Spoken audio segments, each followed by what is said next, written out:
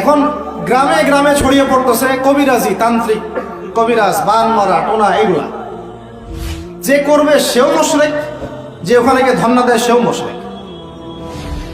হ্যাঁ, যে করবে সে তো মুশরিক হয়ে গেছেই।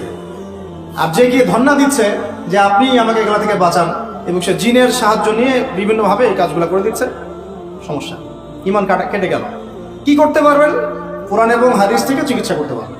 বরং কোরআন সুন্নাহ দিয়ে আল্লাহর কাছে এমন চিকিৎসা নেওয়া যায়, যেই চিকিৎসা ও তো অতিক্রম করতে পারবেই না, বরং করতে গেলে ও নিজে ধ্বংস হয়ে যাবে।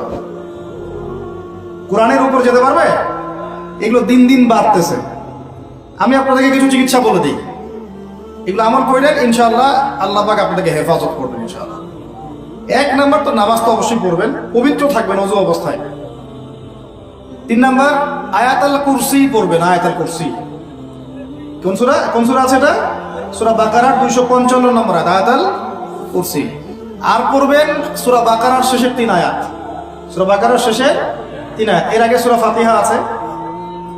তারপরে পড়বেন সূরা ফালাক, নাস, ইখলাস, কাফিরুন। সূরা ফালাক, নাস, ইখলাস, কাফিরুন।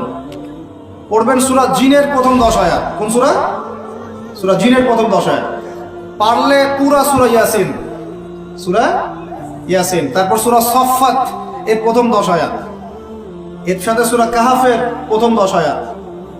তারপরে সূরা তাহা, সূরা ইউনুস আর সূরা আরাফ। এই 3টা সূরায় জাদু, বান, টোনার এগুলোর বিরুদ্ধে কিছু আয়াত আছে।